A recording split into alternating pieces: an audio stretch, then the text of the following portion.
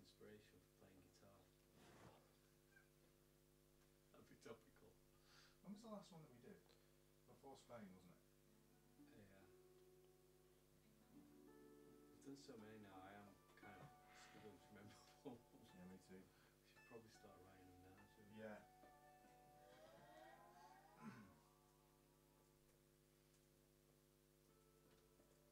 What's that called? D6.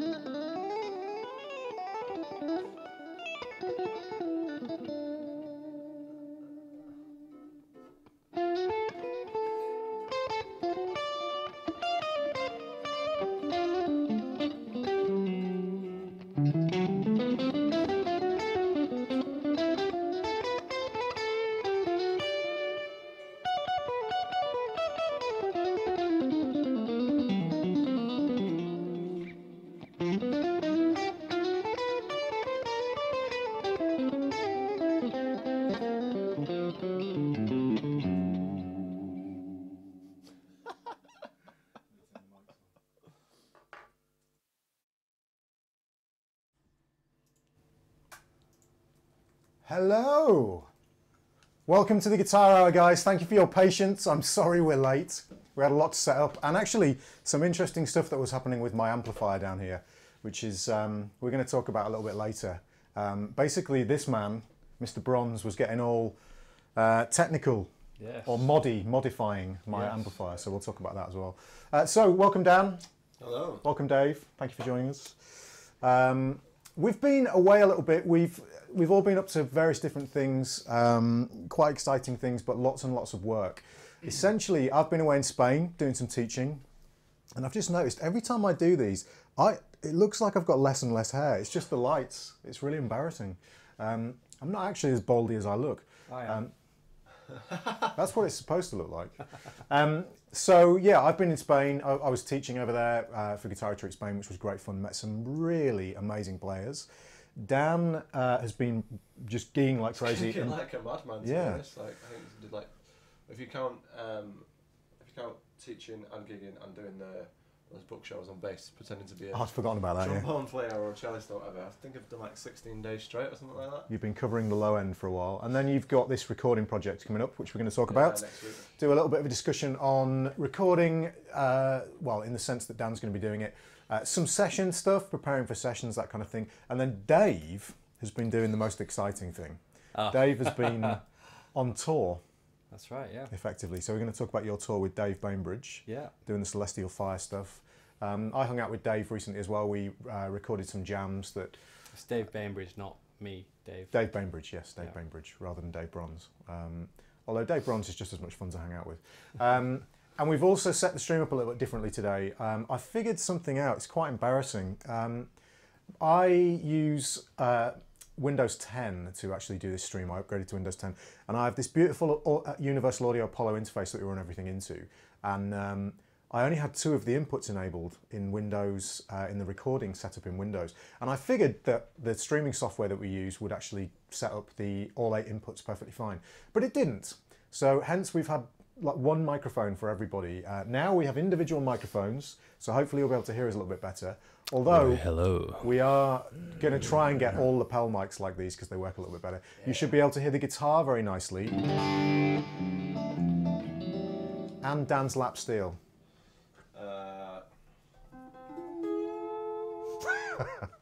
Can't beat it. So Dan had the lap still with him, so he thought we'd bring that back in again. He's got his telly as well, but I don't know where he's put It's it. in there. His Roadmaster. So, who wants to go first? Dan or Dave? Actually, the other way around, Dan or Dave? I'll go first. Yeah. So, I thought maybe you guys might be interested to know just about this tour. So the tour was Celestial Fire. It's just a mini UK tour, and it's all really mad progressive music. So, Take the you want anything? So yeah, it's all crazy progressive stuff. 15-minute songs, and by some distance the hardest music I've ever had to learn. So yeah, absolutely. It's sort of not. How much repetition is there within the things? Is it well, kind of just move on and on and on? Or? Some songs virtually no repetition at all. Right, so you're just learning it. It's just yeah, exactly. So so part of my fear before taking on the tour was, would I be able to remember it when it's so crazy? But actually, what turned out to be the most challenging thing was all the instrument changes. So in one song, I might be on electric guitar, swapped to acoustic guitar, so I had my acoustic guitar on stand, swapped to mandolin. I had to do vocals as well, vocal harmonies. Wow, really? Wow. So there's a lot going on, but it's a really interesting process for me because basically the way I memorized it is I know already I'm a visual learner, so I charted everything, which took me about a month of sort of doing it when I could in between things. Charted it all, laid it out so I could visually picture the songs in my head in terms of what was coming next. Did you do all this before you even tried to learn anything? No. So I charted it with my guitar in So my hand mostly. Can I ask a question straight away? Yes. Because I think I saw a picture of one of your charts. How did you chart them out? Because you could go down one of two roads with this. You could do yourself a, let's call it a custom roadmap that's got your own symbols and your own kind of methodology on, or you could actually physically. You didn't score it out for yourself, did you? Did you use like your own system? No, well, I mean, basically, first thing I did was count out the bar lines and work out the time signatures. There's stuff in like 15, 16, 11, 8, and then it'd be swapping to 3, 4 in between. So the hardest thing actually was working out where the bar lines were and what the time signature changes were.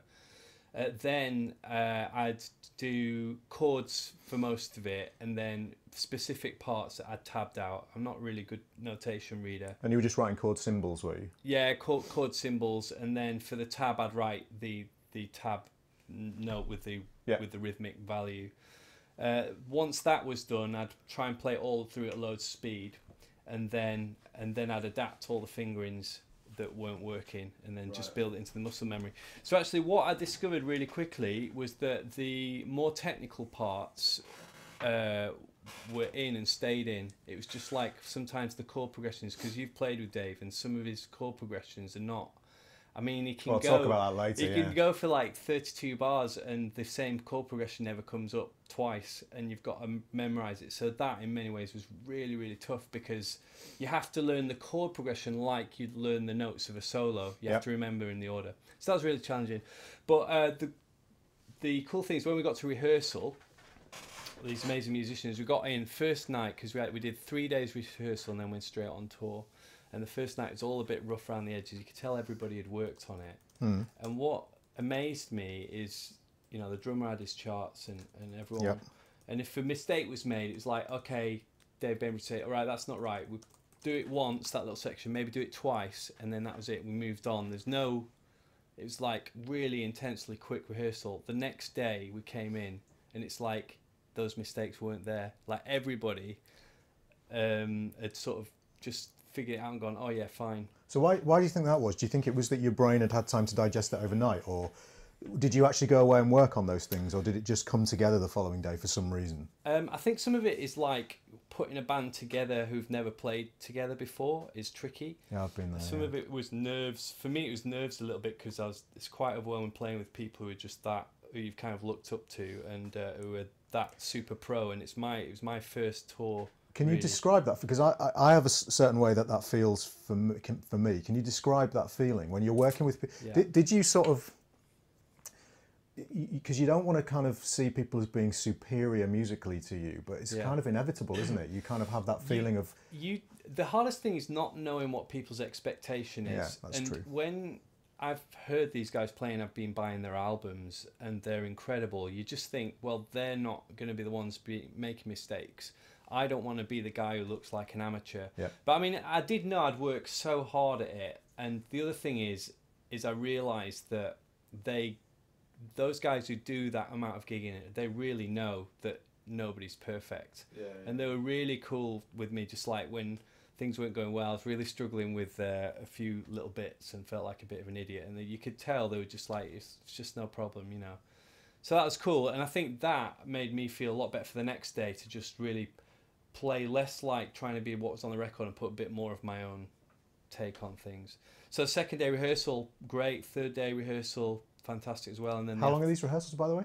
All day, 12 hours. Wow. So this is like, this is intense work. 12 hours, is that like 4 songs, 12 hours? It was, yeah, basically. Well, No, each song lasts 12 hours. It's prog rock after all. So it was really intense, but it was really good fun as well. And then got out on tour, and you know what was interesting, again, really interesting learning experience, is seeing how these guys aren't fazed by things when they go wrong. So we had one gig, and we burst into the first 15-minute epic song, and also the drummer goes, stop, I've got nothing in ears. It's all kind of like, I've got the audience mics coming in, I'm getting all out of time. The ambient mics. So it's like, right, just kill the ambient mics, I'll do the whole gig off the charts. So he had the click from Dave Bainbridge, and he did the rest. He couldn't really hear us.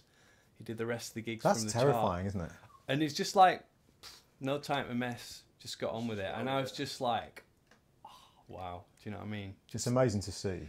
Incredible, really. Because he clearly just took a moment and thought, wow, that's bad, and then just thought, well, got to get on with it, and just got it done, man. I mean, that level of just doing it so long, that's amazing and really inspiring for me, actually. Yeah. But that's another one of those scenarios for, I guess for him. I think I need to turn my mic down a little bit when I'm looking down. It's really loud. It's another one of those scenarios where he, after that experience, anything else that's perceived to be stressful will just feel 10 times easier now, because he's been through, I mean, he must have felt horrific at that point. Not because of anything he'd done, but I think the scenario there was the sound guy had turned up. Apparently the sound guy was really good, but you were having, was this the... Well, we videoed it so for the live DVD, so we had the full camera set up, guys with headsets and multi-thing, and camera number 2, zoom in and all that kind of stuff. So yeah, it was a lot of setup, so it's really high pressure.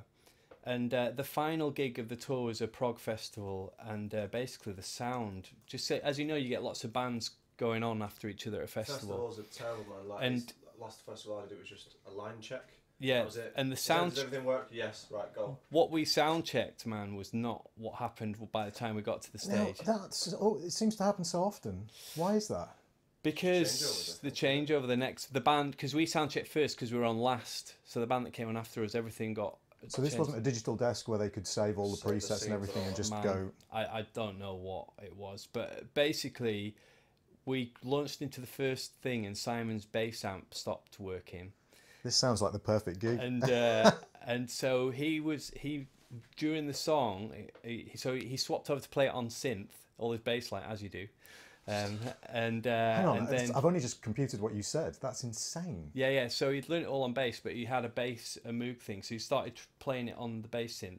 In the meantime, I was trying to look at his amp, figure out what it was, and then there's a pause where the drummer plays violin, and you can see what kind of... Basically, we figured it out, and basically, I couldn't hear any acoustic guitar. I couldn't hear what I was playing. I couldn't hear a thing. But somehow, I just went, just got to get it done. And I was thinking back. The reason I mention it is because about a year and a half, 2 years before that, we did a gig together, B3. It was my first sort of live outing for my stuff. Was that the one I was on? Yeah. And I felt I played really badly, and I was really fazed by the whole thing. And what I found encouraging is the reflection on that to be good live really takes practice. Yeah. And to see how I've improved as a live player over that period is really encouraging for me, and because I felt really bad after that gig, thinking, man, I really sucked. And now I realise that, you know, you can be really good at home or in certain scenarios, but when it's a paying audience, and when you're not, you've not got the comfort of everything being exactly how you want it. You're in control of everything. Yeah. On stage. Well, even small issues. I've got a question for you in a second, Dave, that Mark Guitar Stuff's asked, so I'll ask you this in a sec. But yeah. even things like, I was listening to, I was reading something that David Wallerman wrote on Facebook about not liking playing through real amps. And I was sort of thinking about what he'd said. He likes to play through the Axe effects. He doesn't really like the feel of real amps. And it was interesting. One of the comments he said was he just doesn't like playing loud. And I totally get where he's coming from. Oh man! Sometimes I love playing loud. If the amp is super responsive and the tone is perfect, playing loud is a unique experience. But if everything is not if even something is wrong with the tone, playing loud is a really unforgiving experience. And it just causes all sorts of issues. So what I was going to say was, in terms of the, you can play all the stuff in your studio or wherever your practice area, and it sounds great and it's superb. The volume gets cranked. The entire way you interact with the instrument changes. Your heart rate goes up. The adrenaline. So that kind of relates to this, actually. Mark Guitar Stuff has said, how did you deal with the anxiety? Because, like, if I add a bit to that as well, in terms of the background of it, you're playing with a guy who, there's like, I don't know if hero worship is the right word, but Dave Benbury was telling me that you first met Dave on an Iona gig. Yeah. And I was like, how many photos did he ask for with you and stuff like that, because you were a fan, basically. So you ended up being in a scenario where you're a fan playing with a guy that you really, really, well, I wanted to sound like him and write music like him. Yeah, I mean, it's like, along with sort of Steve Vai, Dave Bainbridge is probably my second biggest influence, huge. So it was, it's pretty scary. So anxiety. So how do you, I don't even know if there's an answer to this, but how did you deal with the anxiety? Did you kind of start the feeling of you said of playing with the guys and that feeling of like not wanting to be bad whilst playing with them? Is that the same sort of cloud that can come over you if you're playing your own stuff, but maybe one of the guys was just happened to be in the audience? Yeah, I get that a little bit, but not as much. Right. I had it. Well, actually, I did the Birmingham Guitar Show, and and I had to play a few of my tunes. There's a few guys I knew that sort of from our community, who amazing players. I could see them. I played sat in the audience, and that did my head in, just because I was like, I'm gonna get found out. See, they're gonna know that I'm really not as good as it's really interesting because I can present on the album or whatever, There's a comment from Uncle Rob relating to this in a sec, so I'll get to that. But I find, we've talked about this before on the stream, but I find I play best when I'm playing in front of people who are guitar players, which is totally right. But then it's this thing of what you're used to doing, and in an audience like you had there, everybody there is there. Nobody's come to the gig expecting you to screw up. And I don't mean they're coming to the gig expecting perfection, but they're going there to totally enjoy it. Now, what's weird about a guitar audience is that there's always a few people who are like, it's the Dream Theater audience. Exactly.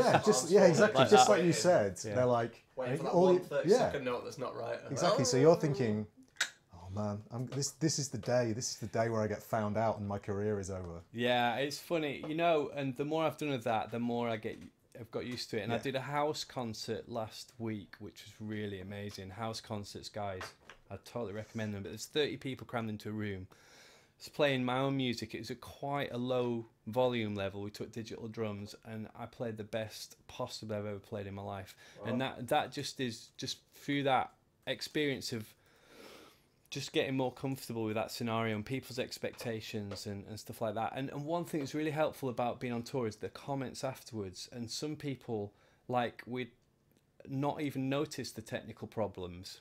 Because you're on stage and you're thinking, man, it must be sounding really bad and all this. You said to me the other week at that festival I was talking about, I think it was 15-minute changeover, and there's quite a few instruments that we have to get on stage. Yeah. 15 minutes to set up, guitar amp, well, not saying a head's not. God, that's really short. Yeah, like, just because you've got to throw your stuff on. Go. And you said the guitar sounded really good because there's a video of that.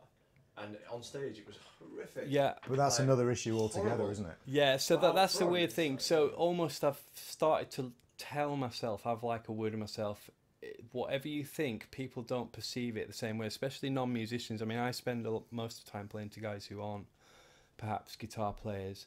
But last thing, I don't want to bore people too much with going on that talk. One thing I've learned about that's different to doing a tour, and maybe you'll be able to say something about this because you've done a lot of gigs, is just how much different it is when you're doing a gig, shoving your stuff all in the back of the van, driving a long way, sleep and doing the next gig, to doing a gig going home, doing a gig going home. So I broke so much stuff on the tour, like, because when you, at the end of the day, shoving it in a van. The other thing I've noticed is how every tour I do, my gear gets smaller and lighter, my rig.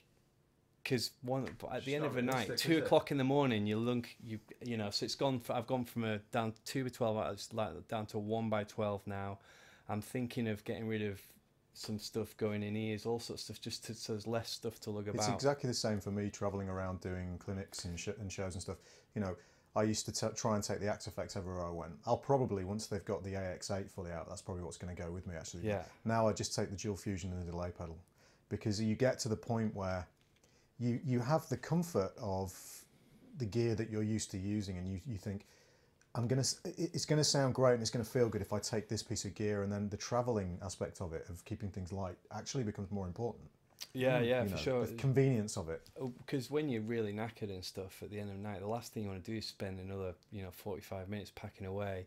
So my rig is actually really complicated but super easy to set up. It's like lead in the front, 2 XLRs out of the back to the desk, and I just shove the rack lids on at the end of the night, and it packs down super quick. And that's just come through experience of doing, like, it's been my second tour now, and just really wanting 2 things. I want it to sound the same every night, be super sounding, and I want to be able to pack it down, put it up, pack it down super quick. So Well, the other thing is, things like that is, if you're going to a gig that is, we played in Suffolk this weekend, so it's like a good 3-4 hours kind of thing. I'm really sorry, Dan. Oh, sorry. Stick your voice in there. So it's a good 3 or 4 hours. But if you hit traffic and stuff like that, and you've got this ridiculous rig that takes, sort of 45 minutes to set up. In the dark, usually, as well. Yeah, you don't have that. Yeah. I mean, and the other thing is, you don't necessarily know what stage you're going to be on. Yeah. Like, some of the stages you end up being on is so small. Yeah. And once you've got drums on there, and you stood next to a guy playing a double bass, and sometimes I don't even end up playing this because there's just not enough room. Do you use total tangent? Do you use earplugs live? I do, yeah. Do you have special ones, or No, I've just got some I've got some like 12 quid ones that. Yeah, I played with earplugs for on the tour for every night apart from one. The night where I couldn't hear anything, I took them out. It's just like I've got to try and get some ambient thing. Top off, really. It's like the cymbals and stuff. Yeah, because on a small stage, I mean, that is killer, man. Yeah. So I got those ACS molded ones that take just 6 dB off, which is just enough. But anyway, just curious. Dan, I've got a question for you that's like... is it a real question? It's a real question, but it's unrelated. All right. Although we can kind of relate it, because Jay Lucas FS has asked 2 questions. One is guitar related, the other one isn't, but you'll find it amusing. Jay has said, but we'll get back onto the tour in a second, because I've got a couple of other questions. Dan seems to always be wearing 6 shirts. I can barely find any online stores. Any tips? Clothing tips with Dan. Well, I got this. Yeah, I got this. Yeah, that's awesome. From Mr. Fastfinger's web store. I don't know if he does cool shirts. From? Are we really doing this? Yeah. I'll have a look.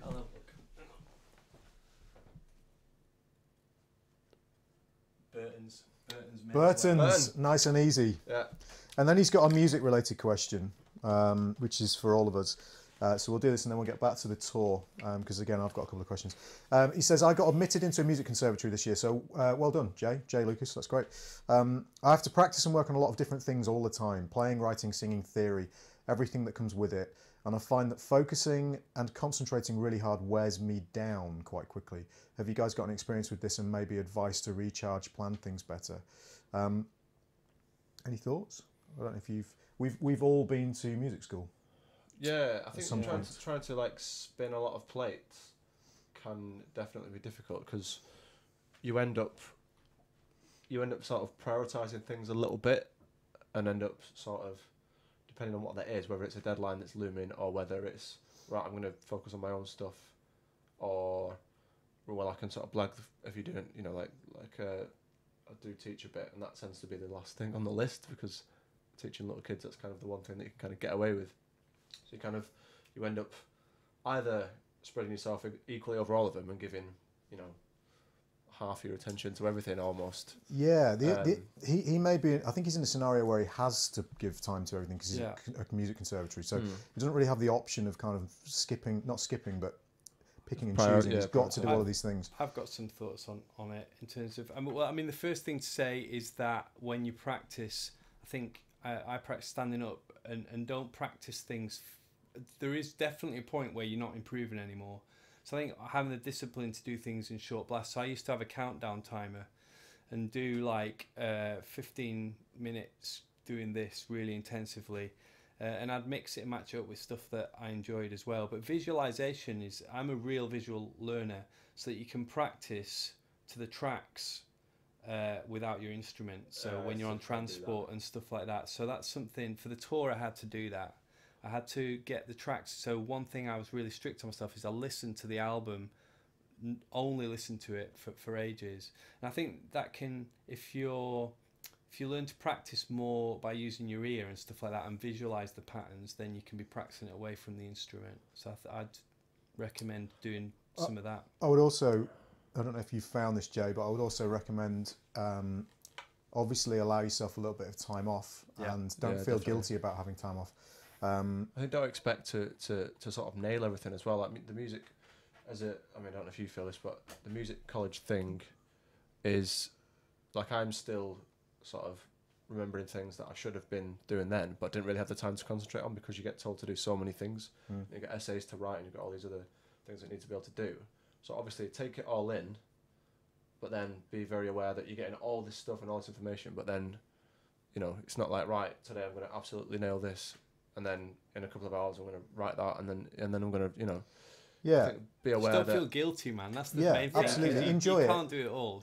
Try and enjoy the grind. Try and enjoy it. Well, the thing is, it is a bit of a grind, but would you rather do that, or would you rather grind, I don't know, like, I was going to say accountancy, but I think Boo's watching. So something else. You know, you're doing the thing that you really want to do, so don't feel guilty. But also, as I say, don't feel guilty if you take a break.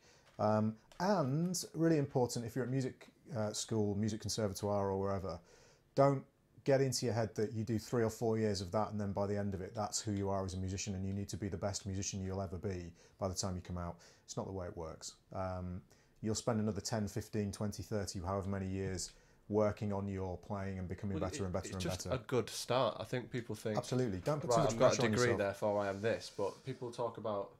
It's the same way people talk about things like getting grade 8. You know, people used to talk about, all right, I've got grade 8 in this. Yeah, I don't hear that so much anymore. Not anymore, but it used to be. It's like, it doesn't really mean anything. Because if you speak to classical musicians, a lot of that, a lot of those guys will have grade 8 when they're like 10. My brother and it's just that's just the start, right? You've done that, cool. Yeah, You've started now, you know. Yeah, grade 8 violin when he was 13, I think. So yeah, totally. Yeah, just don't put too much pressure on yourself. Just enjoy it, but work hard. Obviously, you're there to work hard, but you know, I think Dave's point is really good though in terms of, you know, I would do a little experiment if I were you. Although, you know, try and keep the experiment.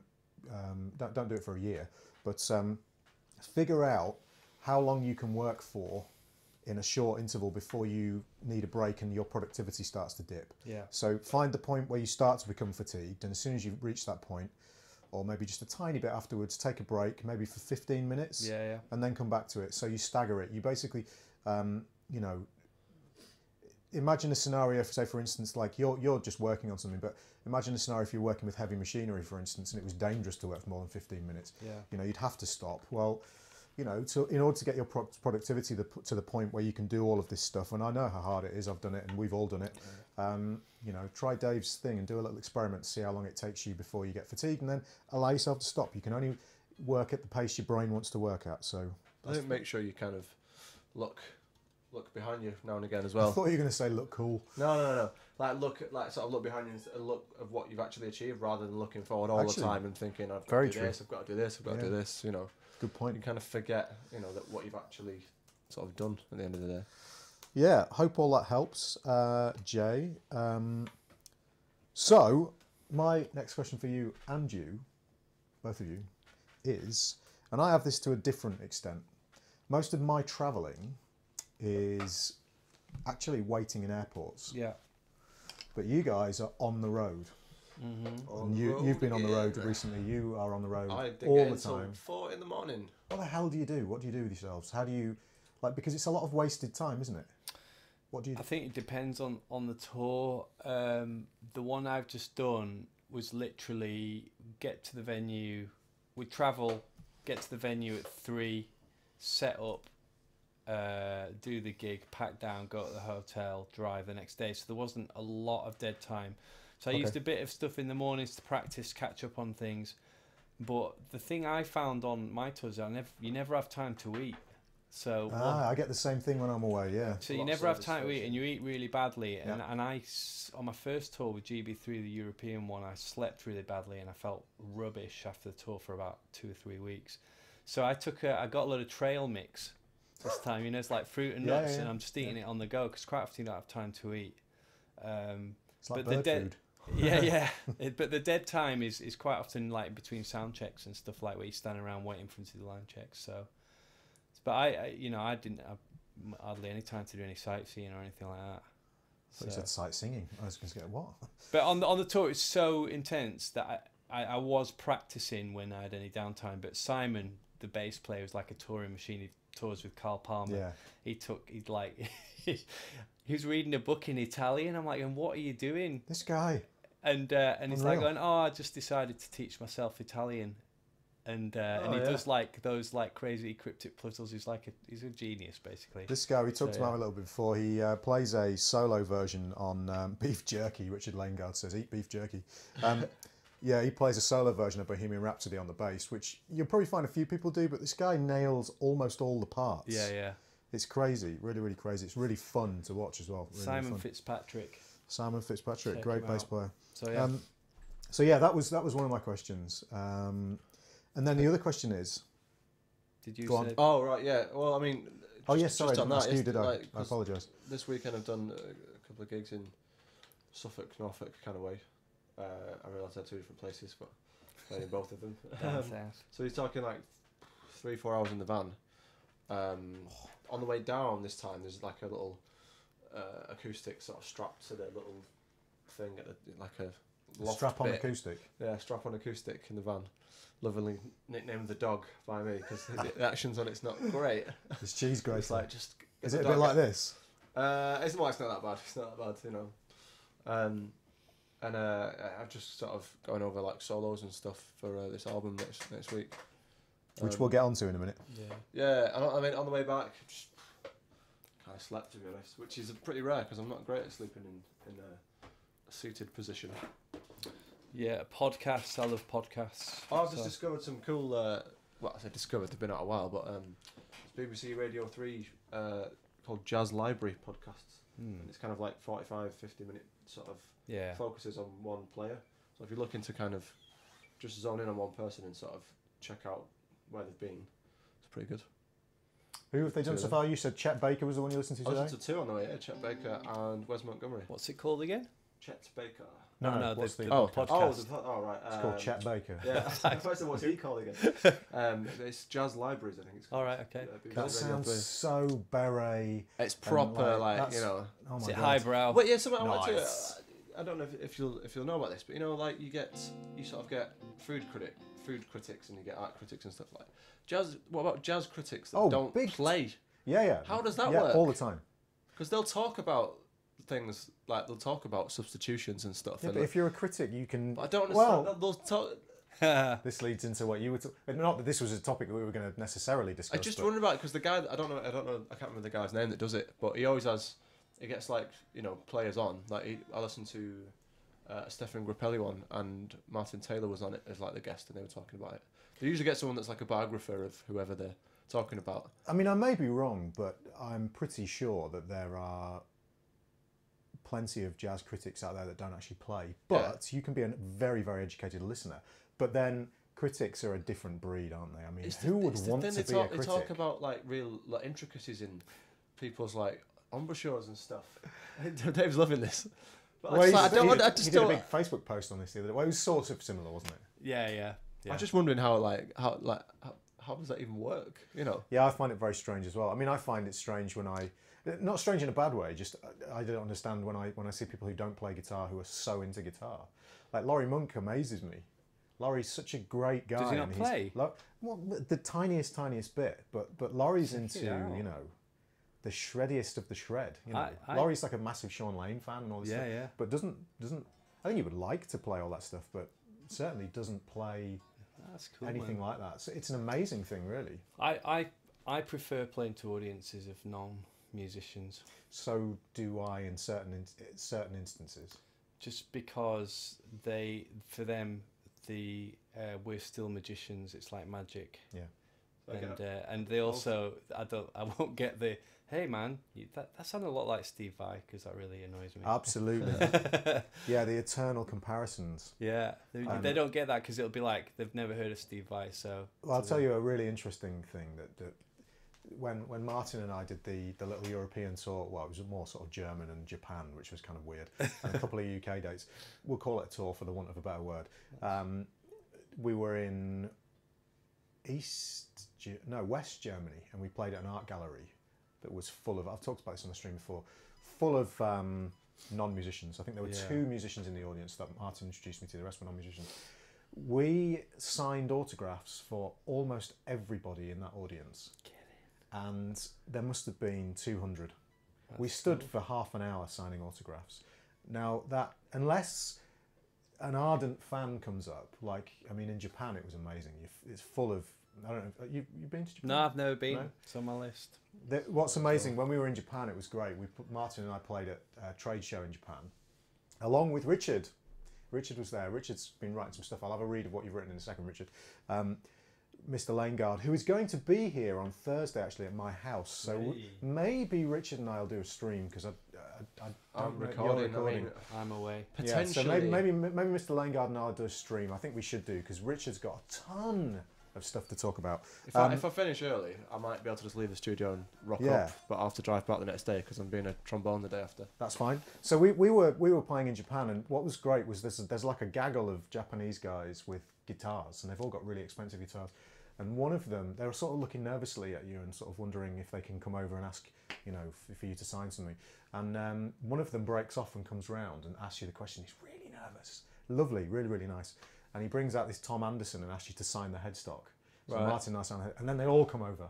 Right. And, you know, it's a completely different thing, basically. But generally, at those kind of things, you don't sign anything. But this was amazing. Everybody wanted a signature, you know, an autograph. Just phenomenal.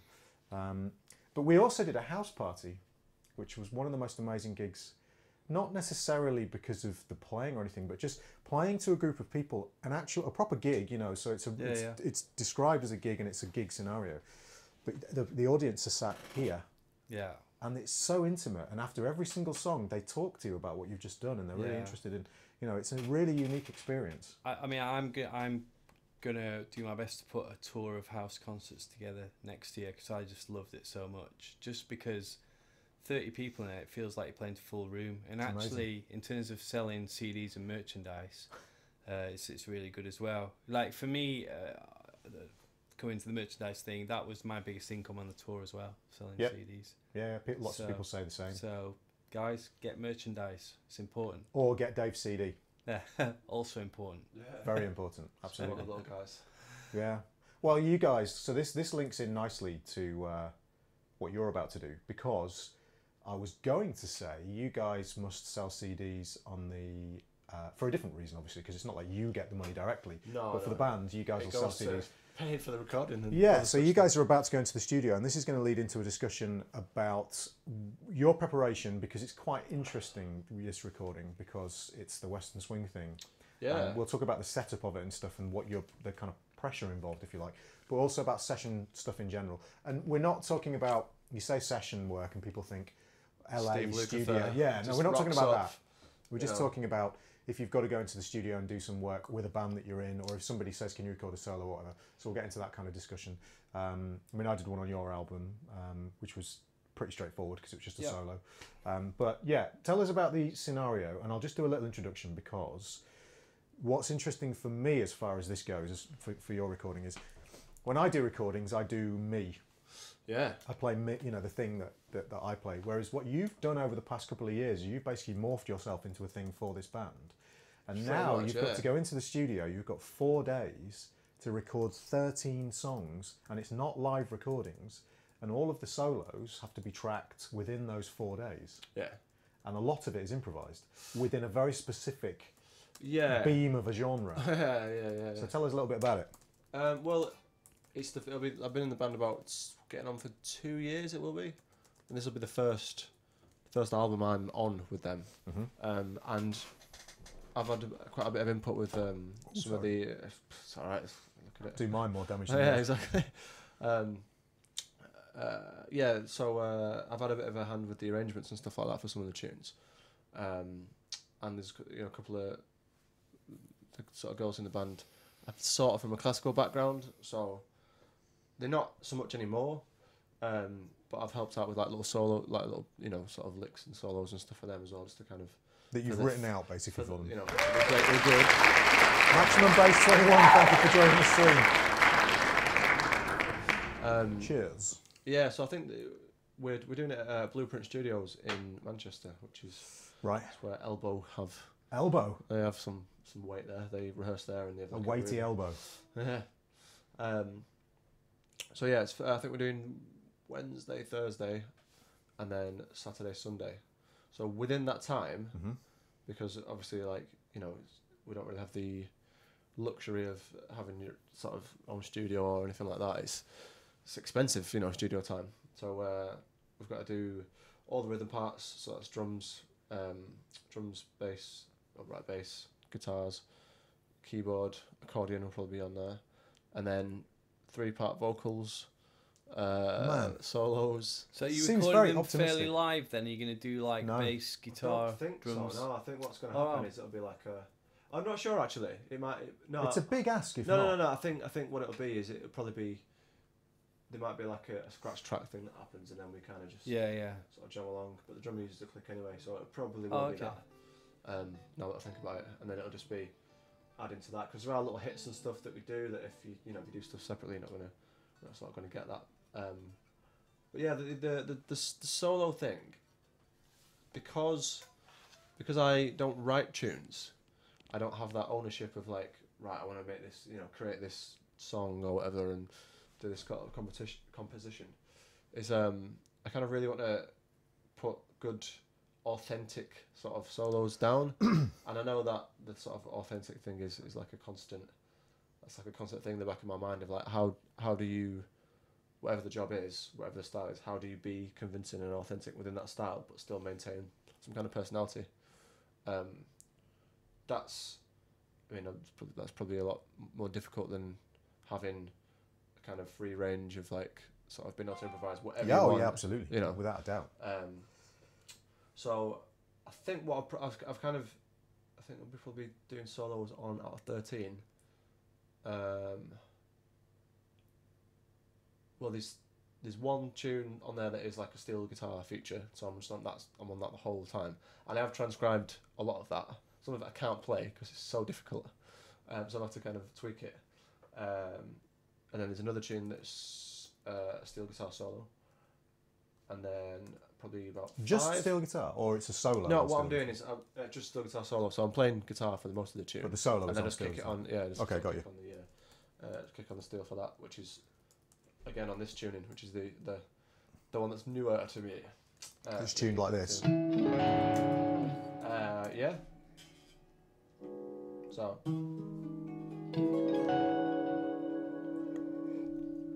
Play again.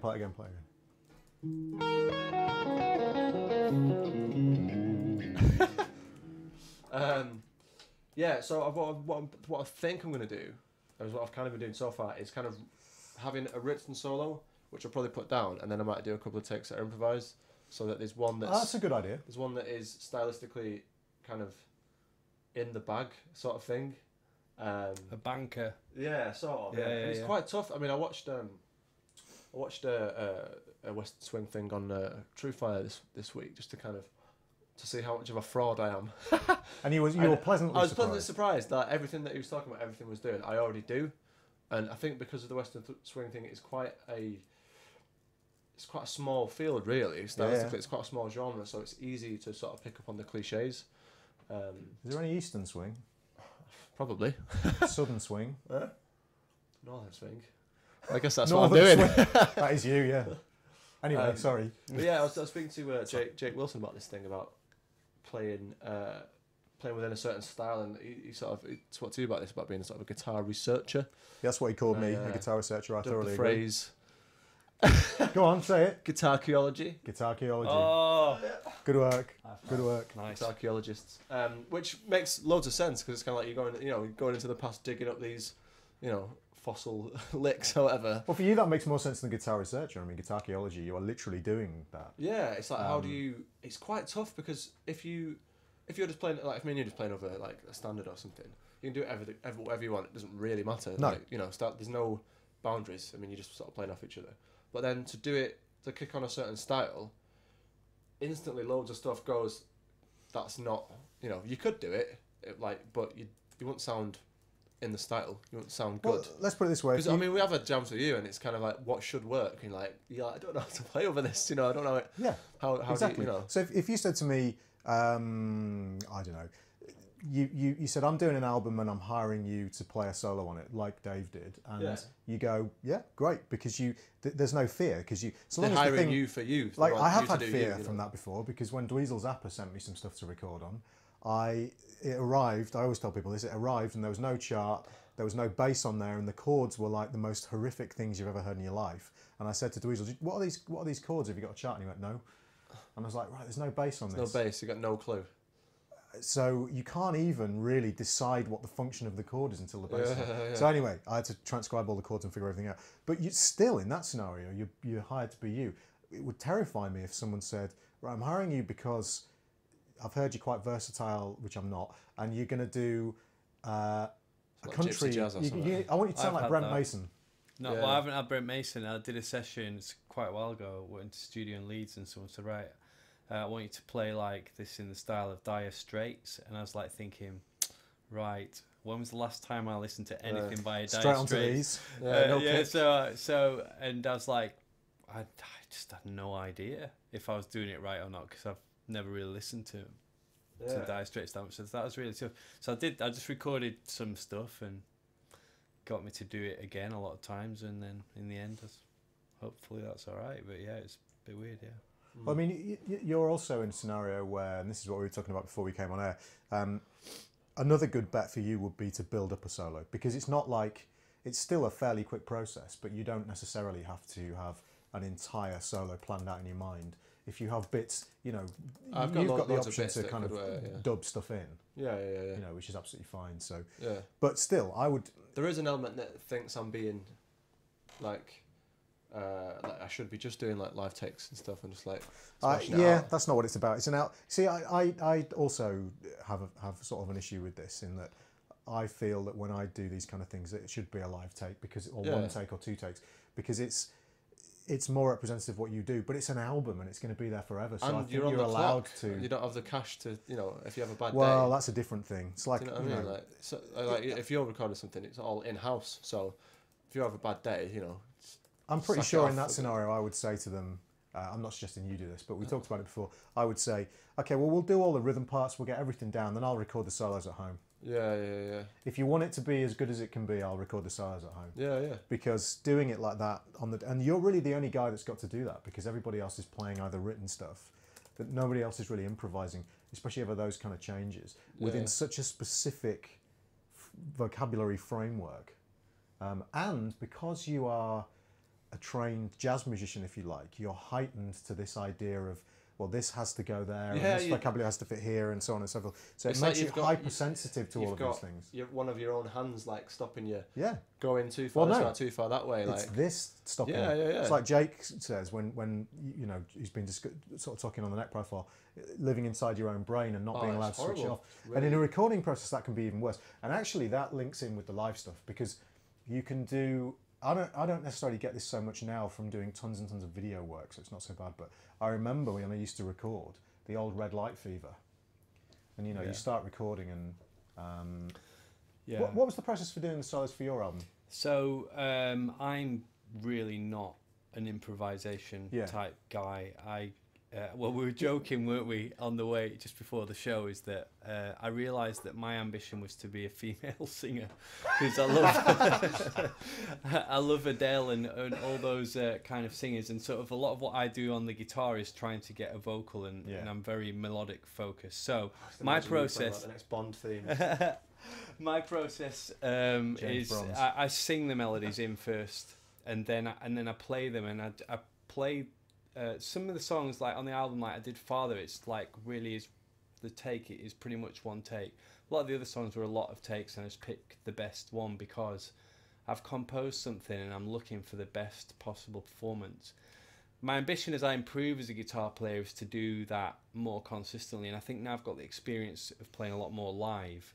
My next album is going to have a lot more emphasis on that angle, more of a live feel. But I'm almost the opposite end of the spectrum. It's not that I can't play it all in one take, or some of it I really struggled before doing it live, but it's more like I really want that album to be the best it could possibly be. So you know, I'm fine with people who get annoyed about stuff like that, saying, oh well, that means it's kind of cheating or whatever. I just don't. I'm not that kind of guitar player. No, I also, you know, I disagree with that it's cheating, even if you're an improvising musician, because the difference with, and it's a huge difference between doing an album and doing a gig and improvising, is that when you've done the gig, that that take is gone forever. And you know, you can make a lot of fairly major fuck ups on a gig improvising and have not that many people notice or nobody notice, and it doesn't really impact too much. Unless you're Chris Potter or Kurt Rosenwinkel or Adam Rogers, you know, these guys who, as far as I'm aware, never make mistakes. Most people will make mistakes improvising on a gig. I do it all the time when I do shows, you know, I play mistakes all the time. If you do it on an album, it's almost very... Nudging, thank you so much for joining the stream. It's almost at the point where it would be stupid to leave it on there. So you might as well make it, you've got to live with it for the rest of your life, so you might as well make it the best solo stroke improvisation that you can ever do. I mean, Greg Howe certainly pieces his stuff together. I think as well it is knowing what your strengths are. Steve Vai talks about playing to your strengths. I know I'm not an awesome improviser because it's not the thing that I practice. Most of my work is writing and trying to get a vocal tone and things like that. Those are the things I enjoy doing. And that's what came out in the album. Oh, cool. Well, that's cool because that's what I was going for. So I think there's part of the thing is being good at the things that you really enjoy. So, you know. I mean, don't this is a compliment, but the guitar is not the most important thing about that album. Yeah, right. Yeah, because it was such... Well, yeah, because I'm almost trying to do the vocal thing, like, for a lot of it. Just so happens that guitar is your instrument. Yeah. As a composer, really. I mean, guitar is the thing that... When I got into guitar, I was really excited about the technical aspects and technical players. And that's all there. And but the thing that I love about music now is to like Adele. It's, you know, it moves me. You know, I was in the car, I just heard the new single on the way over. I was like, I was really moved and quite emotional by it. So that's the music that I try to write and express. So yeah, so recording. So that's why I do it in chunks and try and really get that emotional thing over. One day I hope I'm so awesome that I can get that, all the emotional and the technical thing all comes together in one perfect storm. Yeah, I mean, I do both. You know. I will record lots of one take through a solo and then not combine them at all, because generally they're very hard to combine because they're so different to one another. From a phrasing and rhythmic perspective, it doesn't work if you combine them. And I'll also piece things together. So the Dweezil Zappa thing, I did two solos for him. They were pieced together, primarily because you couldn't improvise over those chords without the bass notes on. It was impossible. And then, so I've done some other stuff where I've done maybe 15 one-take solos and then just chosen one that I like. Right. Or I've done a combination of those things. Like Martin in my album, I think every single solo on that album up to this point has been, apart from maybe Anna Maria, but maybe that was the case, has been maximum of 2, possibly 2 and a bit takes. Right. That have been pieced together. But you are like kind of amazing at doing I am an improviser, so that's the thing that I do. But still, you know, it's an album, so you know, there's a lot of stuff that you let yourself get away with live that you would never let yourself get away with on an album. And that can come down to even something like the speed of a vibrato, or the way that you slide into a note, or the length of a note, how long it sustains for, which can be as simple as something like if you slide into a note. You see the way I struck the note there, and I kind of did that on purpose. My palm hit the note before the pick did, so it killed the note, as opposed to... And if you do that by mistake on a gig, no one's going to even notice. But on an album, you'll hear it over and over you'll hear it. and over again. But people are asking here about, you know, how to deal with the red light fever, and I guess the answer is the same as what I was saying about live playing, that it's just practice. The more recording you do, the more, especially high pressure recording where you're doing it for someone else, like you're going to be. Well, see, I've not done any recording in a very long time, but with the band, it's like it's in between 120 and 150 gigs a year. Oh, man, yeah. So I wonder if I'll just go in there and it'll be like. Play it like it's a gig. Just could be a huge confidence boost for you. You know, the only thing that worries me slightly is because the band doesn't really rehearse. We just gig that much that we just kind of tweak things as we go along. Really, is that things will get missed in the kind of, you know, the chaos of being live. That once you isolate everything, there's going to be things that don't line up, or, you know, just kind of little things that are going to be like, have you always played that chord, or, you know. I think it's not always been there. I think you won't have this option, but I think one thing to remember about recording is very similar to what we talked about in terms of what Jay was asking about in terms of workload. There is a specific point where your ears become fatigued from recording, and at that point you have to learn what that point is and allow yourself to stop. If you're having a hard time getting something to sound good, whether it's like, you'll have days where you'll pick the guitar up to record and the guitar is perfectly in tune, you've checked it, but to you it sounds out of tune. It happens to me all the time. Or so you're the talking tone from more of an engineer sort of angle? Well, yeah, if you've got the luxury of sitting down and kind of playing, you know, taking the time to do a recording. So if someone's giving you session work to do, say here I've got some work to do for somebody, and I plug into the Axe Effects and I start recording, and I've set the tone up that I like, and then I start recording, and either the guitar feels or sounds out of tune. It's not, it just my ears are not working properly that day or whatever. Or if I'm 20 takes down the line and nothing, you know, things aren't working, you've got to stop. You've just got to stop and then go away and do something else for a while and come back to it. Don't beat yourself up and try and, you know, soldier through it, because it's not going to work. And after a while, your ears just get fatigued. It's a bit like if you do any mixing, which Dave, you've done. Yeah, loads, yeah. You know, your ears get fatigued, and you will do a mix and you'll come back to it, you'll think, oh, okay, that sounds all right, and then you come back the next day and you're appalled at the decisions you've made in terms of EQ and, you know, yeah, it takes a lot of distortion. discipline when mixing, not to get into that tweaker thing where you just keep tweak. I still find that quite hard, but that's partly why, even though I mix albums for other people, I got someone to mix my album. Really wise decision, yeah. Just because you can just sort of hand it over then. I mean, I still ultimately did have a big say in how it was. Like, I come to it was so nice, someone just says, right, what do you think to this? And you go, oh, yeah, it needs a bit more of this and a bit more of that, and then you give it back to them and they come back. It's so much better than you just sitting there. Yeah. But yeah. Yeah, it's a tricky process. Any... So, questions from ages back by Richard Lanyard was saying, let's see if I can find it. Yeah, the subject of solos and stuff for sort of albums. Because I'm still figuring this thing out, I'll have to, again, just sort of write solos and that. And there's one tune that's kind of like a, sort of like a 12-bar thing, really. That's this is specifically tuned for that song. Phew. No, I mean, it wasn't when I got it. No, right, but, yeah.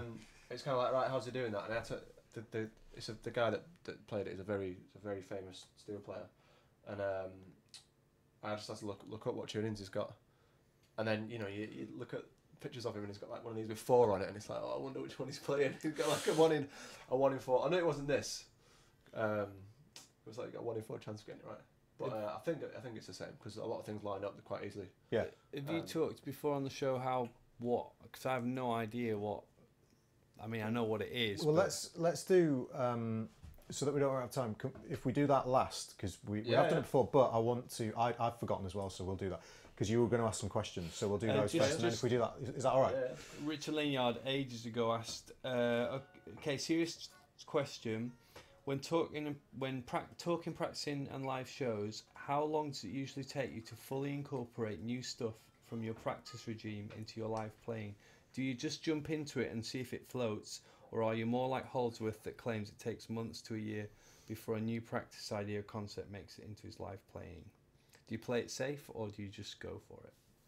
I've had quite a bit of trouble with playing safe a bit at the minute. Is that you get a bit stuck in it, you get a bit scared, and Right. this is going to sound a bit odd, but one way I found of getting out of that with like solos and stuff, to just push yourself rather than thinking I'm just going to play the usual stuff or whatever. I've been trying to cram in like quotes from TV shows and stuff, Nice. because if you get them places where they're really not supposed to be, like I think I put Blackadder in like the first couple of bars of the blues the other day, and when it works, it kind of sounds quite quirky because it's in the right place, and then it kind of gives you a bit of confidence to just go and do something else. Yeah. That's a complete bullshit Oh. way of doing it. There it is. So, well, it's interesting. I have had to discipline myself when I'm improvising into playing it slightly safer and not going for things that are just out of reach. And because sometimes you feel, especially when you're doing a guitar gig, you're just like, man, I've got to get that 4-octave tapping thing in.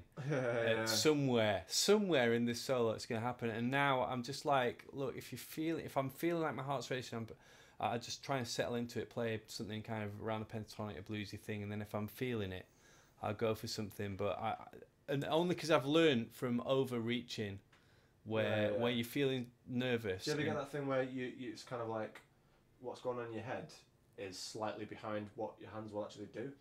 So Yeah. every note you're not quite fingering it and picking it right, you kind of like, it's like instead of it being like this, everything's lining up, you're kind of like going like this. And you never quite get it back because you're too busy trying to make up for a note you've just missed. I think when you're improvising, you've actually got no choice but to only do the things that you are, well, depending on the scenario, but you can't push yourself too far, because if you do and things start going badly wrong, you're not really being truthful to what's supposed to be happening at the time musically for you. You've got to be relaxed mentally and physically in order to improvise well. And if you're constantly thinking about, like for me, for instance, I know from my experience, if I try and do something harmonically, because I know it, like, I'll give you an example. So Little Wing, okay, I've been jamming Little Wing loads recently because of Guitar Retreat Spain. So Little Wing, obviously, you guys all know it's E minor of some description, E minor 9, to G, to A minor 7, Minor chords. back to E minor, so on and so forth.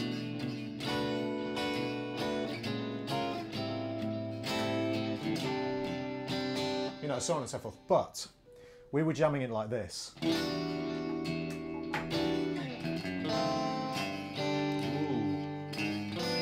Right.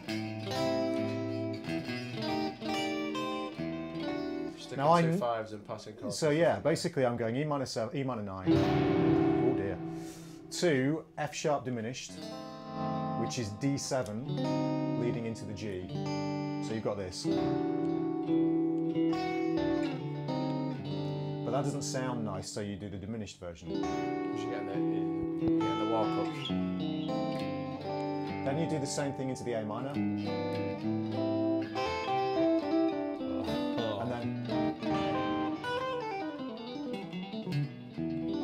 Now, if I'm on a gig, and I haven't actually, I know that harmony inside out, but if I'm on a gig and I haven't practiced that to become those changes to become subconscious in terms of the way I improvise over Little Wing, I know it's going to go wrong.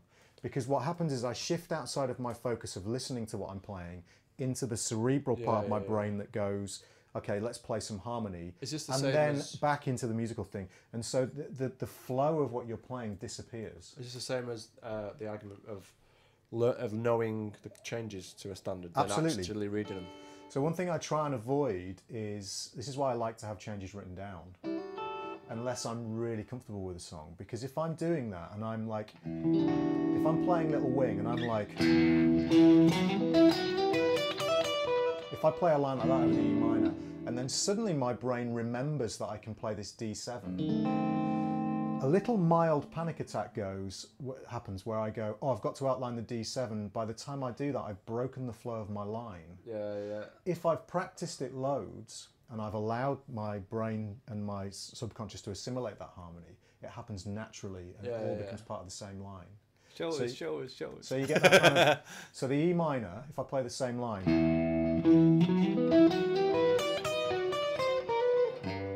so that, well, I can't sing that high.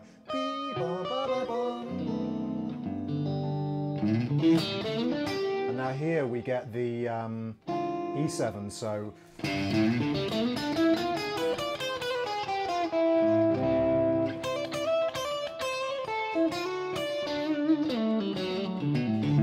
now the same thing goes here with this. A lot of people when they play it, because they're not thinking about the harmony, they're playing by ear because that's what they're comfortable with doing. I just we'll do just the pentatonic shifting down. Yeah. But you can also play. So there's all this extra harmony, and then you can do stuff like this.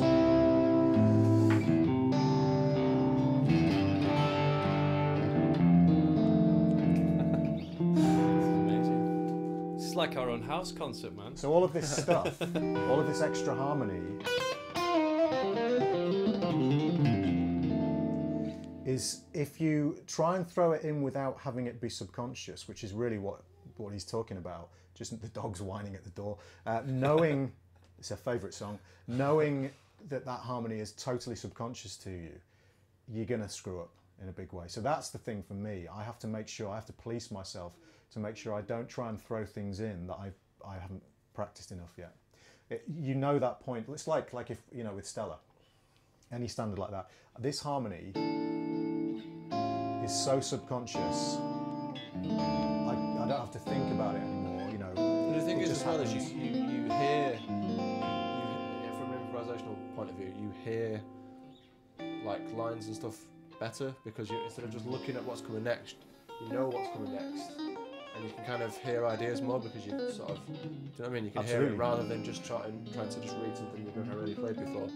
Yeah, well and truly. I mean, that point where everything comes together, because I never go like, because my technique is so specific now. It's not like I don't sit and practice like, you know, I don't sit and practice that kind of stuff anymore. So I never try and do, I never go, and my brain never exits outside of the things that I do all the time, technically. So that feels comfortable. But reliable, sort of. It's kind of once. That's exactly it. Once it can do everything you need it to do for your purposes. To the point where it's comfortable on a gig and it doesn't, or on a show, whatever. You know, I use the word show because most of the stuff I do, I don't really do that many gigs, but it's a lot of masterclasses and clinics where you're playing in front of a load of guitar players.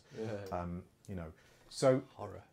It's personally, from my point of view, I tend not to. I tend to play it relatively safe, but that doesn't mean that I'm not going for it. It just means that if I'm very conscious of policing things in my brain that go, oh, you could do this. You know, go for that harmonic device, because 9 times out of 10 it will fail. I'm trying to think of other scenarios where, like for instance, playing over "Isn't She Lovely?" Oh yeah. So on and so forth. This chord, the F sharp 7. If I tell my brain to play Lydian dominant over that, if we've got, can you play the C sharp minor 7? I could if I knew. If I knew the root notes on the other strings rather than. Well, that's all right. So if we've got this, you can play the F sharp 7, can't you? We'll have a 9 on it. Natural 9. Is that right? Yeah. So if I've got.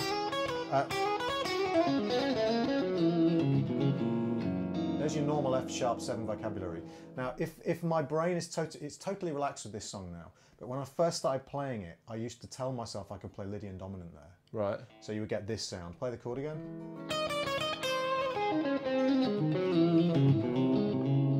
Now, what used to happen is if I switched the Lydian dominant part of my brain on, I would always screw up the phrase. Yeah. Because I've then changed the part of my brain that was playing music to the part of my brain that's doing the science. Now comes the science bit. Jennifer Aniston comes on and screws it all up for you. So if people don't know what that means, you had to see the L'Oreal advert. Do you guys remember this? Oh yeah. Old L'Oreal advert where she came on and went, now here comes the science part, and they made up a load of names for chemicals that they'd, I don't know, like, who knows. That's like it was an old advert. But as soon as you feel comfortable with it and you've practiced it enough, the two pieces of harmony just happen. And also you learn little bits of vocabulary. So again, like the thing I played before, if you play the F sharp 7.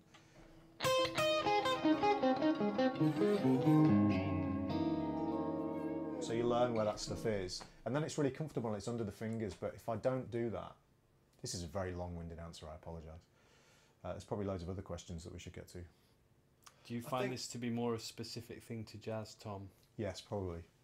Because if you're playing stuff that you don't have to worry about the changes, then the brain starts to get into more things like, okay, technique and, you know, I'm going to go for this sweep picking lick that I've worked out. But so that's a different thing. Like, is the technique ready to perform that particular lick? Or am I relaxed enough and not, you know, is the anxiety level? My thing is trying to, you know, where you launch into something and then get there before you want to be there. I know that feeling very well. You're like, yeah. Or you'll play a really great idea that ends with a bend, and the bend will be totally out of tune, or you just didn't get under it enough. Yeah. And it slips out, you know, you're like... I tell you what, actually, I've started practicing piano a lot because for my keyboard player can't make many of our gigs. He's always in Australia or Japan or something. And it's interesting to me, writing on an instrument you don't really know that well, how these cool ideas come out where you're playing really more to your ear, because you just do like that and you're like going, oh, if I just move that note there and do this. So I'm really, for the next album, man, I'm looking forward to it, because you don't have those patterns. I don't have those patterns on keyboard. Yeah, there were a few guys, like fairly famous examples, like Ornette Coleman,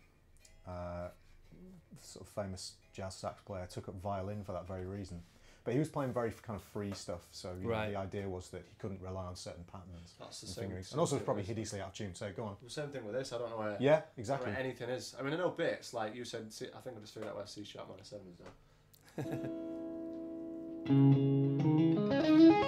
Oh yeah. Oh, that's the.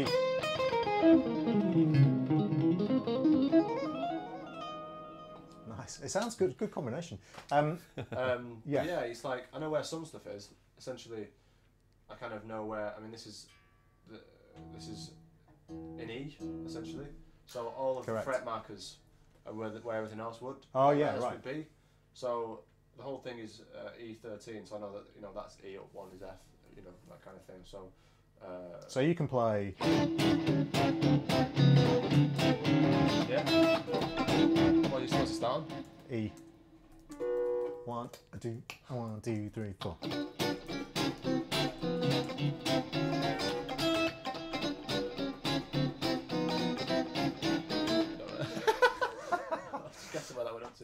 This sounds a really cool combination. We should record some stuff. So yes, any more questions before we get into what I this missed your beast is? clinic here in Tokyo, Tom. Any chance you'll be doing a clinic or show here again? Oh, I'd love to. That's from Scarlet Heroin. Know anyone who wants to arrange one? Yeah. Gladly. I love Tokyo. It was an amazing place. Arby's roadie. We're trying to see if there's any kind of like swingy festival type things. I would imagine there would be. It's just pretty versatile place musically. Find the right niche. So if anyone knows of anything like that, you cannot meet more lovely people in the world. Well, you probably as lovely, but they're just a phenomenal bunch of people over there. It's lovely. Yeah. So yes, any other questions? I think that's it. So. Wow. How about some buds bounce on the steel? Oh God, no! Who said that? A guy called HGW Norm. Yeah. Love none of that. Buds bounce. Is that Buddy Evans? Is that what he was talking about? He's just died recently. Oh, they're making a steel guitar film. If anyone's interested.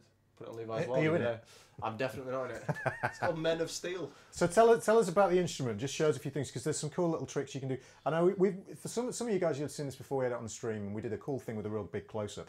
So if you want a real close up of the instrument, if you go on my YouTube channel, you'll find the previous guitar hour we did, and it's this is the main thumbnail for the video, isn't it? So you can see it. Yeah, and it's a cool sort of diagonal angle, like it looked an old awesome. Batman episode.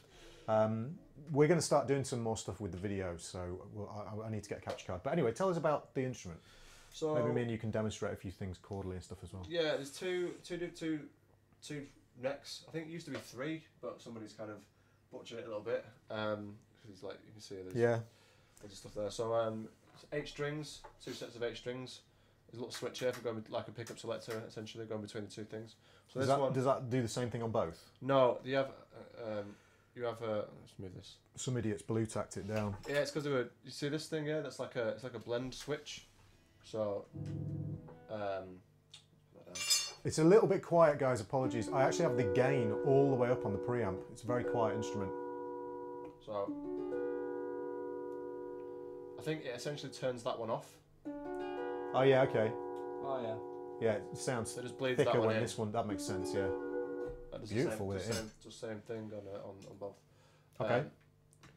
So the 2 necks, one is tuned. The lower one is tuned to what? This is C6, so that's A C E G, A C E G. Which is basically. It's A minor 7 for the yeah, nerds, exactly, yeah. nerds in the house.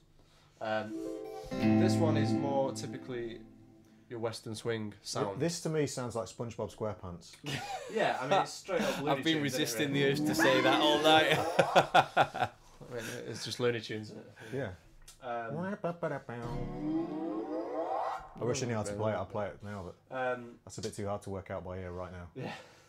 Yeah. So harmonically, this is a bit more difficult to get certain sounds out of because obviously things have to line up. You can do like little slants and stuff like that, but the way I'm looking at With this your is enormous anything, sex toy. yeah, exactly. The bullet. So anything in a line, any combination of this is, you know, if you miss out the A's, it's just essentially just C major.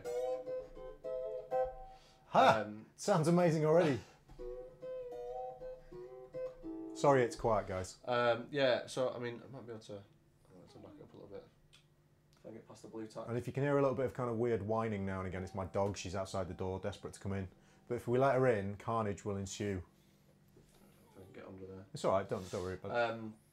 Yeah, so what tends to happen with this one is you end up grabbing 2 or 3 notes really at the most. So like if you want to do like a C7, I mean there's a couple of ways, but Okay, yeah. To do some of that. So you got the 9th on there as well. Well, there as well. So you go. Oh. Get that. Oh, there's a way.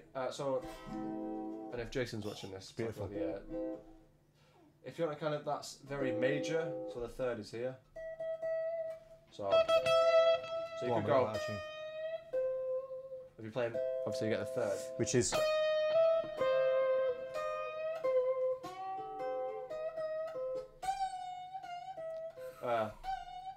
Nice. So if you go up like a minor 3rd, you get a little version of C minor. So this is like C major. You go up here. If I give you the root note. So if I go like this, that's major there. But if I go up,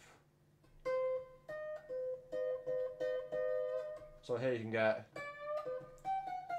So if I was to give you a.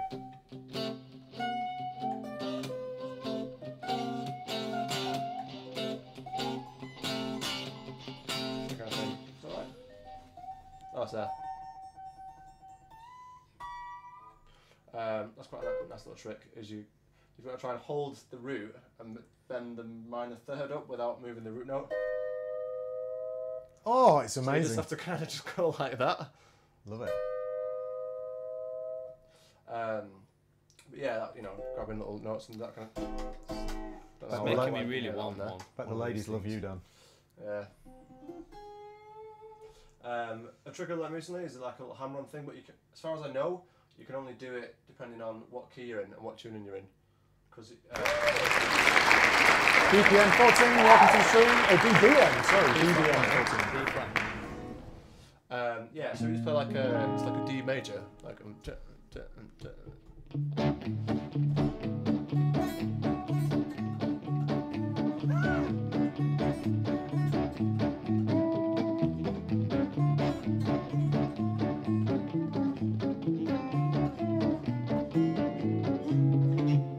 I love it. That's awesome. That is so good.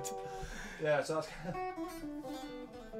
it's like a little It's Do you harmonic use, thing. Jay wants to know, do you use finger picks? I don't, and the reason I don't is because when I play it in the band, I don't have time to go between the two things. Oh, I yeah, just right. switch it on and then move. Sounds really good just with the flesh, man. Yeah, I mean, it'd be nice to have them because it's a bit speedier, but I can't really do it. So tell us about this neck. Now this one is this is E. Hey Spencer, welcome to the stream. Thanks so much for joining us. So this is E13. So this is E. Remember this: E, G sharp, D. Is that B there? That's an F sharp. That's the so 9. okay, you know. Ugh, I'm sat at you. Yeah, so you've got 1, 3, 7, 9. So, 3 again. Yeah, 3, Oof. 6, 5. Just give me an E.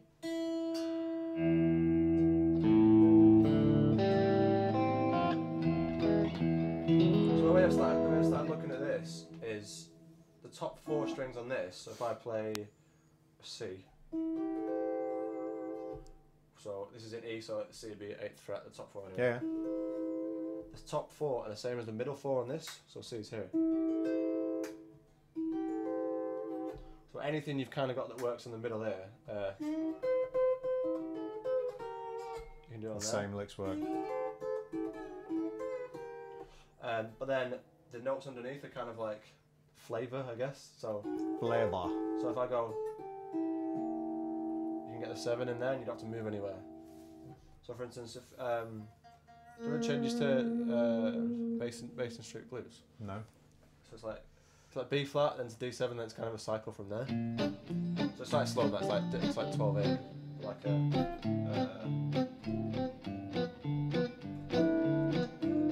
Does it stay on the G? Where does it go? so it goes G 2 3 4 G 2 3 4 A flat G, A flat. just A flat 7, so it just goes up the same tone and back down again. So it's that on B flat.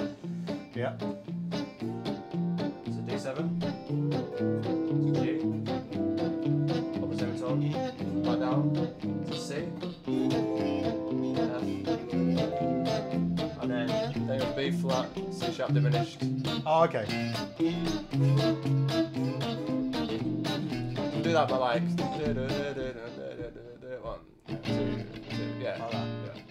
1, 2, And then count it 3, again. 4. 1, 2, 3, 4.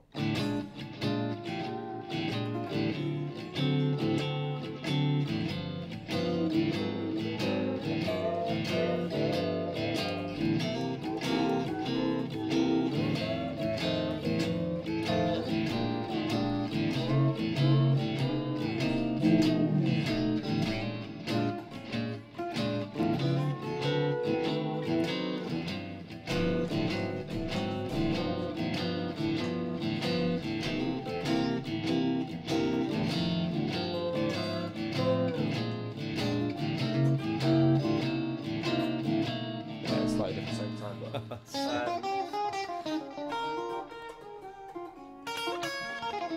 the other thing about this is a pain in the ass is there's a root note there and there. And the other one is like 2 frets out.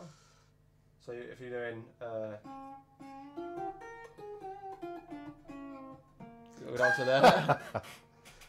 Crazy. It's Yeah, an that's awesome right. sound. It's useful. It's useful for like some. Made me think of the soundtrack for Cars as well, you know, like you've seen the Disney film. Yeah. Oh yeah. So cool. Another little technique I've learned recently is not having the bar like that all the time. Is guys will do so. Say you want to play this note, you don't necessarily go. You might go. So you're minimising the amount you have to mute. There's a bit in another tune. And you're resting your fingers behind the slide on pot. Is that to stop the harmonics? Yeah. Yeah, that's like with a slide guitar on an actual guitar, isn't it? I mean, you mute behind the slide. So that's the start lick to the other tune that's going to be on the album, the big steel guitar feature thing. Now, if I went like that, if I tried to go, yeah, you can you're going to get this sort of bleed, so you have to kind of tilt and go there, like that kind of thing. And did you? Oh, how long have you been playing lap steel then? Is it a couple of years? It's not long, no, is it? It's not. Well, I've only been in the band coming up for 2 years, and I didn't have this one until. Sounds amazing, man. I'll play that one if you want. If you want to do like a B flat 12 bar. Yeah, just a straight B flat 12 bar. Yeah. No. Might have to turn down just a tad, so. Flash. Yeah. So it's like.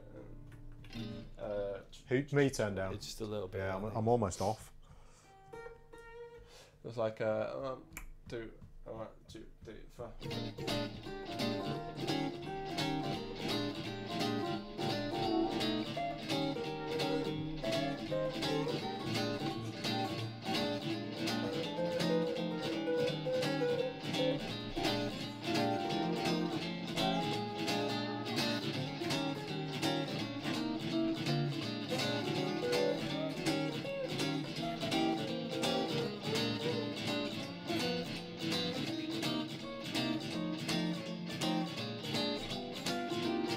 Thing is, it's not ending here.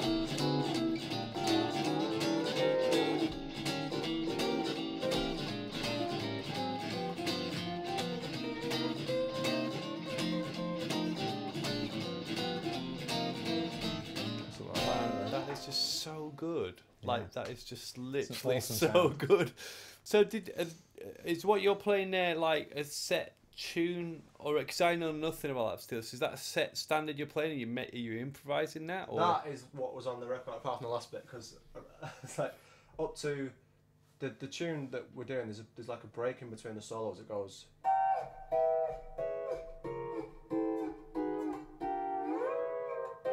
And then slightly the other person takes over. But I mean that took me quite a while to figure out. And the ending, oh man, look at the end, is so hard. Do it. It's like I've had to change it a bit. It's like, yeah. And then.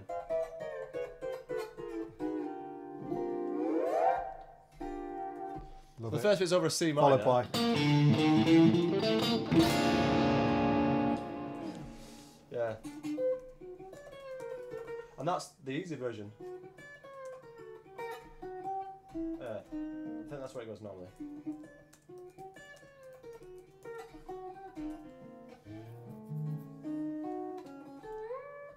But it's like fast. So can I ask you how you went about learning it then? Did you transcribe existing I've been stuff, meaning or? to do more transcription than I have been doing, just because it's. I think this album Looming, it's kind of like just sort of do what you need to do and then sort of move on. But that I transcribed from the all that. Yeah. That's on the tune. From watching people do it, No, or just just from from recording. figuring out that would be a good way of doing it because you don't get the note bleed. Yeah, that was just something I kind of figured out really from seeing guys, because a lot of guys when they're playing single notes they'll do this rather than this. Makes sense. Yeah, I think it's just like that's just makes more sense to do single Using notes your that tip. way. Yeah, get the tip on, and that's why you have to have a bar like this and not a standard slide bar, because you'd get stuck.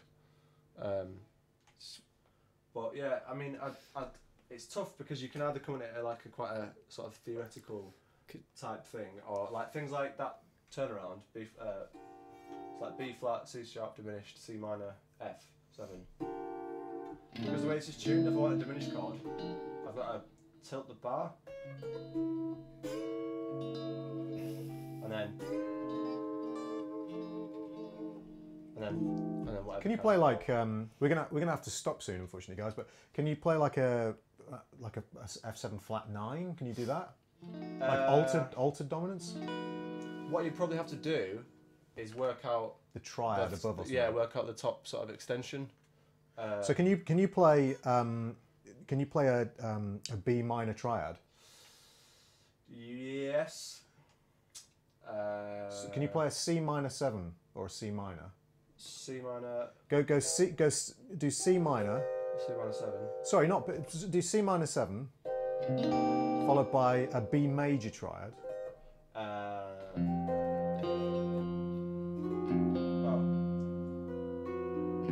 There you go.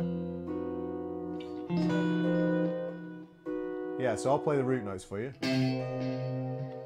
And then resolve that to B flat major. Yeah, man, do it again.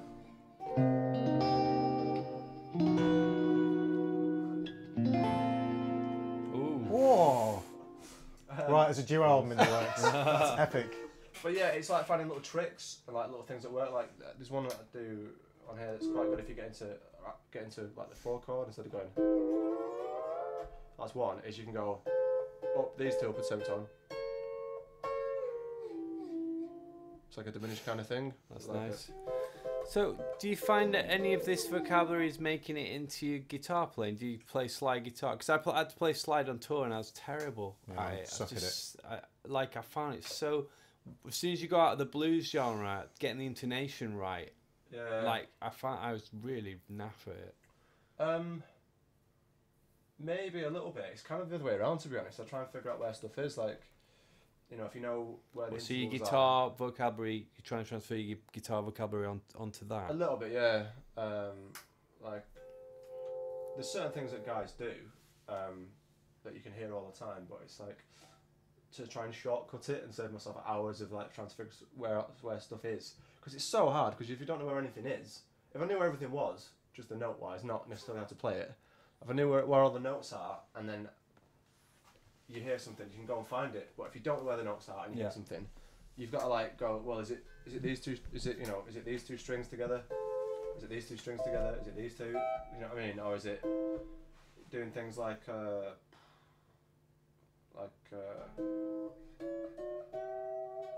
which is kind of a bit more country. You know what I mean?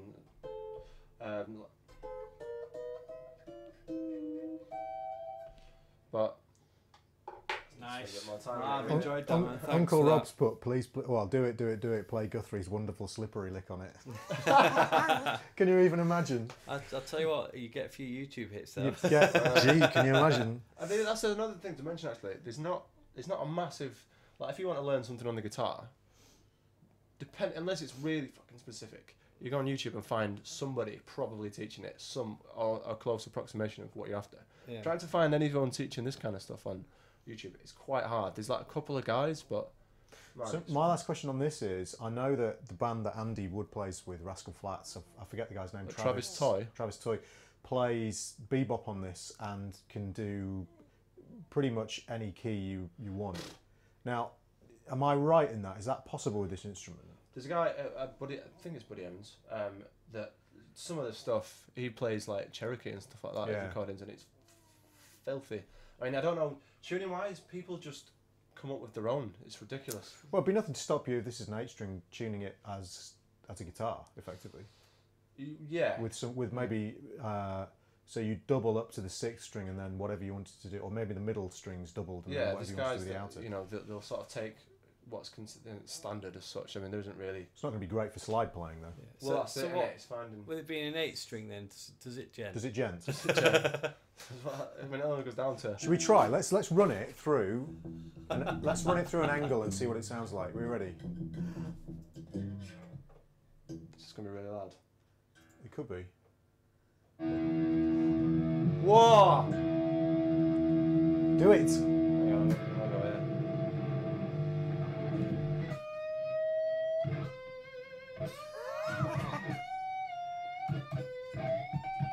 Oh my god, it sounds amazing.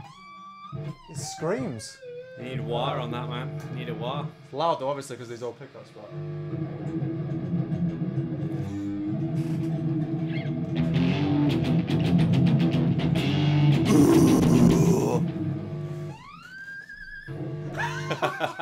That was amazing.